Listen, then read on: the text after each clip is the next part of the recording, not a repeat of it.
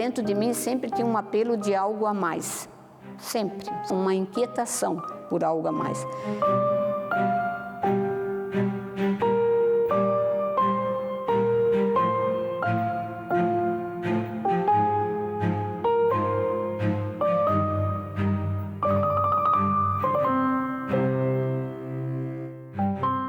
Sou irmã Edna Maria Bittencourt, pertenço à Fraternidade Mariana do Coração de Jesus. Meus pais Eugênio e Laura Bittencourt, somos 7 irmãos, 6 irmãs e um irmão.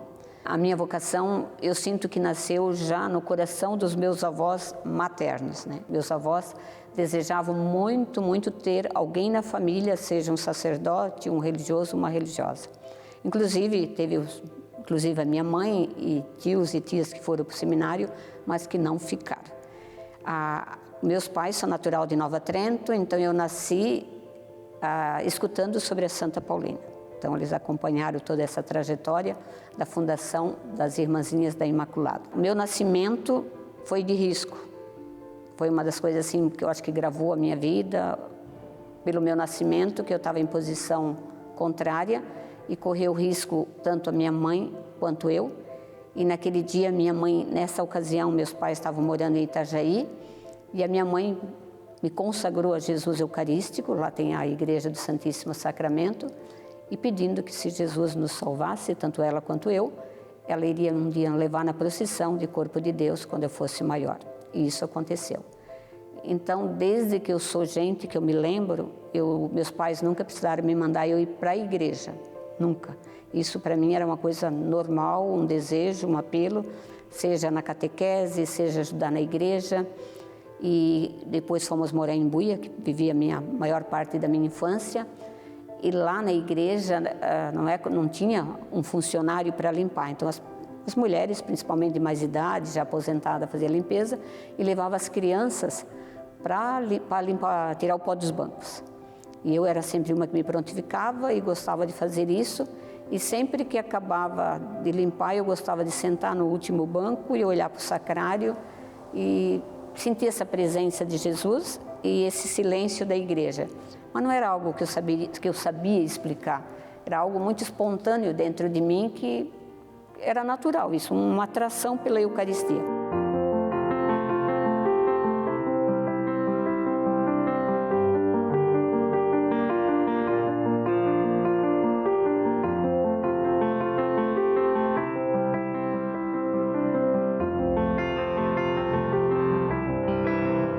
Eu fui para Brusque no final do ano e as irmãs falaram assim para o meu pai, quando fui para fazer a transferência, que eu devia ficar lá no colégio porque eu tinha vocação. E meu pai disse não, ela é muito nova, ela vai estudar, ela vai trabalhar, vai namorar e se um dia isso ela quiser, ela vai como adulta. Eu me lembro que até fiquei um pouquinho triste, mas concordei com o pai. Daí onde fui para Brusque, terminei o ginásio, me formei no magistério na época.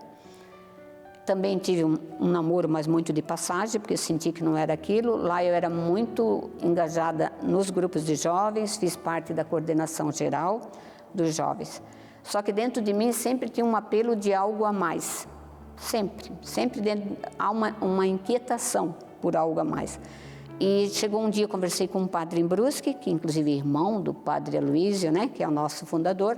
E o padre Henrique, na ocasião, quando eu disse, padre, eu preciso resolver a minha vida, eu preciso decidir a minha vocação. E ele disse, então é bom você conversar com meu irmão. Ele entende disso, que é o padre Aloísio, que trabalhou muitos anos na formação, no seminário do Corupá, 9 anos, e 24 anos mestre de noviço. E chegamos no noviciado, aqui em Jaraguá do Sul, noviciado Nossa Senhora de Fátima, que foi fundado pelo padre Aloísio, no dia 19 de setembro, eu lembro bem a data, porque isso me marcou muito profundamente. E quando eu cheguei ali, tinha falecido um padre, que era para o padre Aloísio, inclusive, dar palestra para nós, e o padre Aloísio estava envolvido nesse enterro, tinha que atender, e o padre ia ser sepultado ali. Então, esse fráter Dimas nos apresentou para o padre Aloísio, ele estava de batina, uma batina verde, e dizendo que nós tínhamos vocação, e o padre deu uma bênção para nós naquele instante, e foi por aquilo. Não vimos nada, não conversamos mais, passamos o dia nosso de retiro, muito bem organizado, mas assim, teve tempo livre, só que quando eu cheguei lá e que eu entrei na capela do noviciado, tem inclusive um riacho, um barulho de água. Hoje em dia está um pouco diferente, mas daquela época. Eu senti que ali eu encontrei a vida que eu procurava. Toda essa minha luta, essa angústia, esse procurar algo, né? Essa inquietação dentro do meu coração.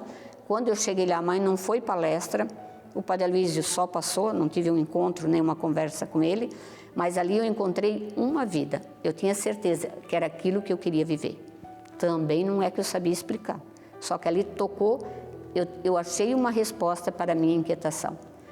Passei o dia, eu sei que também chorei o dia todo, ninguém entendia, ficaram até um pouco preocupados comigo. Nós voltamos para Brusque e não demorou, acho que 15 dias, um mês, o Padre Aloísio foi fazer uma visita em Brusque para os fratres e o Dimas, esse frater, levou até a nossa casa, né, até na casa dos meus pais. E foi interessante que quando ele chegou lá, disse, nossa, primeiro uma surpresa, né, um padre visitando nós, e por outro lado uma alegria, e o padre fez uma visita, conheceu meus pais, minhas irmãs que estavam ali, e bateu na minha cabeça, ele disse, tu sabes quem está te esperando, né? Então, mais uma provocação, né? E daí dentro disso, aquela questão de a gente deixar as coisas, né? Porque seja a família, que para a gente naquele momento é tudo, o trabalho que eu gostava, o grupo de jovens, mas nada disso estava preenchendo o meu coração.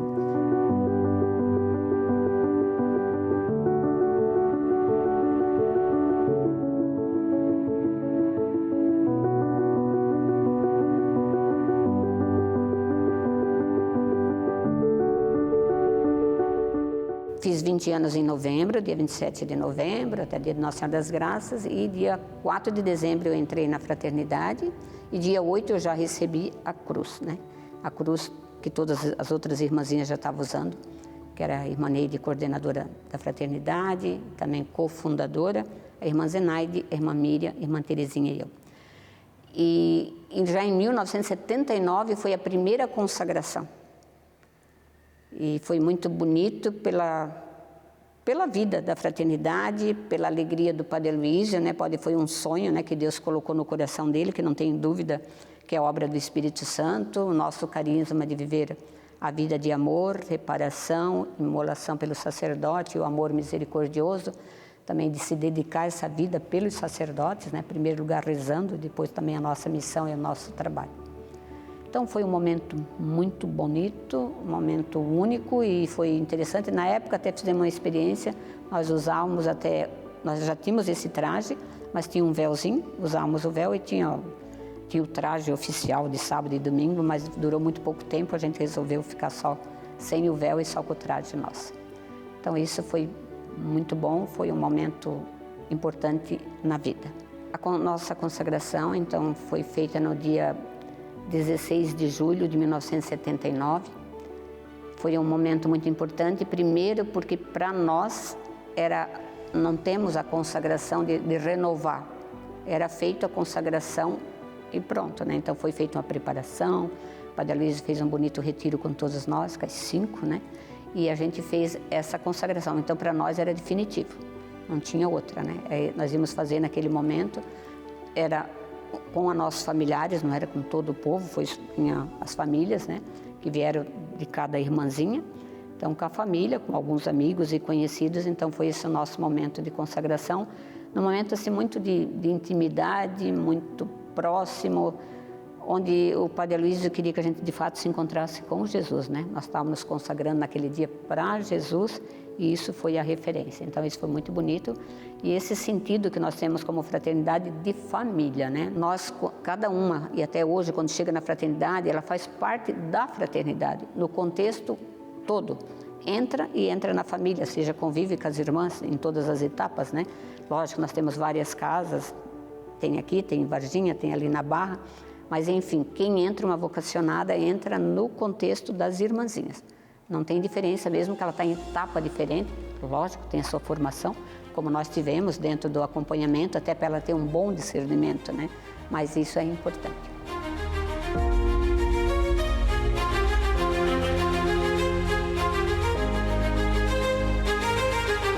Fui morar com o Padre Aloísio em Brusque, as irmãzinhas ainda estavam em Jaraguá, que a nossa casa era em Jaraguá, e todas eram professoras, menos eu, né?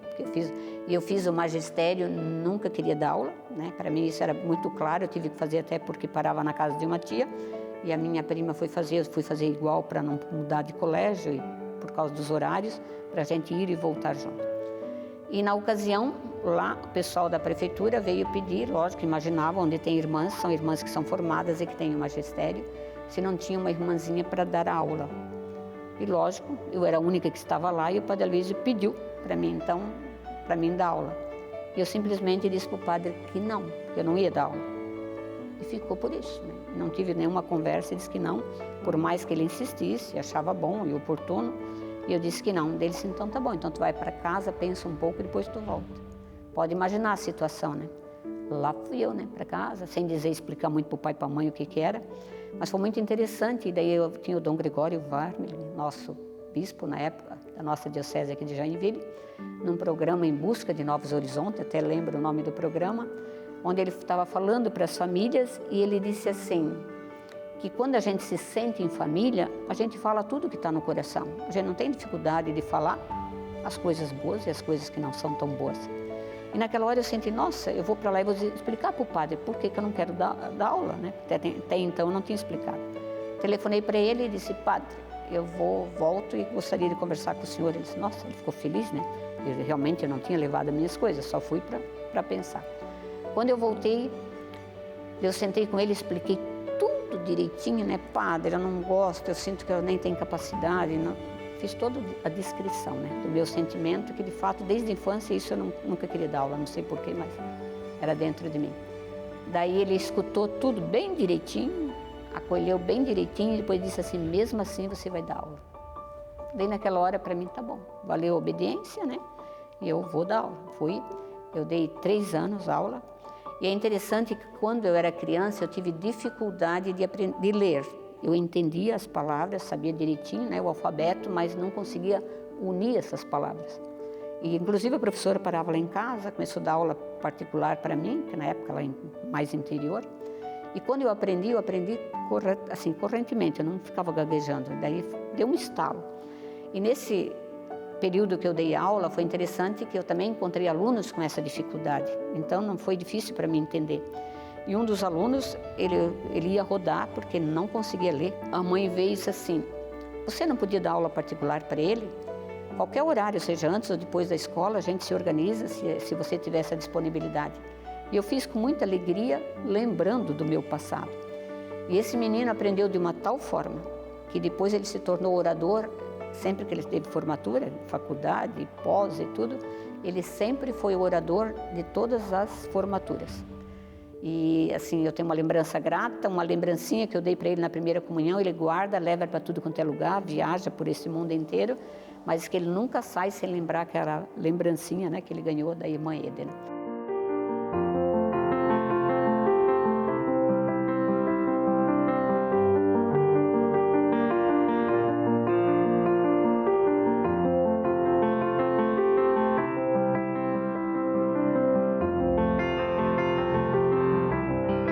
Período da fraternidade, a irmã Zenaide gosta muito, até hoje em dia a irmã Zenaide gosta de pastoral, trabalha com isso, em catequese, também ajuda na casa de apoio de recuperação. E a irmã Zenaide foi para as missões redentoristas, só que ela se sentia muito sozinha. Resumindo, o Padre Aloysio achou bom uma irmãzinha ir para a missão também, e a escolhida também foi eu. Foi outro drama. Eu dizia, padre, mas eu não quero trabalhar na missão, não é isso que eu quero. Mas, sem muita explicação, não me mandou para casa dessa vez, né, porque eu pude falar com ele. E daí chorando e me preparando, eu sei que fiquei um tempo me preparando, me arrumando, e, enfim, chegou o dia de eu ir. A irmã Zenaide já estava na missão em São Joaquim, junto com os padres missionários, e eu ia para lá, sozinha, chuva que Deus mandava, né, quando eu peguei o ônibus aqui em Jaraguá do Sul, e fui chorando a viagem inteira. Não tinha quem me consolasse naquele momento, porque a obediência falava mais alto. Fui, né, sem entender muito. E quando eu cheguei viajando, o ônibus, perto da serra entre Lages e São Joaquim, existe uma imagem belíssima, né, que lá tem até o santuário de Nossa Senhora da Salete, e Nossa Senhora da Salete está chorando, né, para a imagem dela. E quando eu passei ali, que eu não sabia dessa imagem, que eu olhei para a imagem como se Nossa Senhora tivesse embarcado comigo. Eu senti, pronto, saiu toda a tristeza, não chorei mais, simplesmente mudou a minha o meu coração, né? Que eu gostei de missão, eu posso dizer que foi uma experiência belíssima com os padres missionários redentoristas, quando eu podia me dedicar de organizar as coisas para eles, de preparar aquilo que é missão, de ajudar junto com os leigos a organizar. Mas quando eu tinha que falar mesmo, não era o meu forte, né? Quando eu cheguei na primeira missão, que era só para mim, primeiro ver e sentir, né? Não era para mim pregar fazer nenhuma palestra, a pregação dos padres missionários é 1 hora, né? Não é uma pregação de 10, 15 minutos. A irmã Zenaide disse assim para eles: a irmã Edna gosta muito de Nossa Senhora. A palestra sobre Nossa Senhora, ela pode dar. Eu disse: não, eu não quero dar, porque eu só vim primeiro para ver, acompanhar vocês. Mas, sem chance, né? Tive que dar isso. E, de fato, falei sobre Nossa Senhora, e gosto muito, né? E o povo aplaudido de pé, acabou-se, né? Daquele dia em diante eu tinha que sempre falar e fiz várias ocasiões de ajudar os padres missionários na pregação. Também foi uma experiência bonita, tem uma belíssima recordação dos padres missionários, mas, de novo, não era isso que Deus queria de mim, né? E foi isso que me marcou mais a minha vida nesse sentido, né? Na minha vida consagrada, e só que tudo isso me ajudou a amadurecer, né? Assim, me deu uma resposta bonita, e eu posso dizer que eu sou muito feliz, né? Muito feliz na minha consagração. Sinto que Deus quer disso, né? Não tenho dúvida que Deus sempre quis isso de mim. E uma das coisas que eu sinto é que a vocação está dentro do coração, está no coração, é Jesus que coloca no coração de cada pessoa. Por exemplo, eu tive contato com tantas outras congregações, o que me fez eu me encantar com a Fraternidade Mariana do Coração de Jesus foi assim, aquilo que Deus tinha colocado dentro do meu coração. Então essa é uma experiência muito bonita, que o jovem deve se encontrar com aquilo que Deus quer. E tem tantas, né, congregações, tantos modos de responder à vida consagrada, né, que está sendo um pouco desafio até, né, para os jovens, mas que vale a pena, né? E também um incentivo muito grande eu gostaria de dar para os pais, para os avós, de rezarem para as vocações. Porque eu digo de todo o coração e agradeço sempre o meu avô, que foi esse instrumento de Deus, de rezar, né, de pedir, de desejar, assim como meus pais, né? Então a gente traz essa herança, a mãe que consagra o filho, né? Seja no ventre materno, rezando, na sua dificuldade também de gerar um filho. Isso grava, né, no coração da criança, de quem está nascendo, como gravou no meu.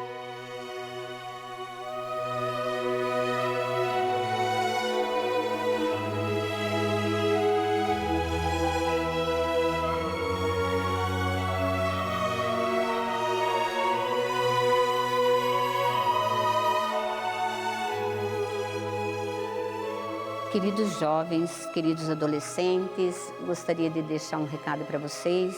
Vale a pena, pela minha própria experiência, pela minha busca da minha vocação. Em primeiro lugar, todo o nosso coração de jovem, de adolescente, tem aquele anseio de descobrir o que de fato Deus quer. E na minha busca de inquietação, foi muito bom pessoas que me auxiliaram, que me ajudaram a discernir minha vocação. E outro ponto importante na minha vida foi o próprio Padre Aloísio, que quando eu cheguei para fazer a minha experiência, fazer o meu estágio vocacional, eu pensei que o Padre Aloísio ia fazer muitas perguntas, mas ele não fez. Ele só disse: Edna, você quer saber se você tem vocação? Então, se você quer saber, fique perto de Jesus.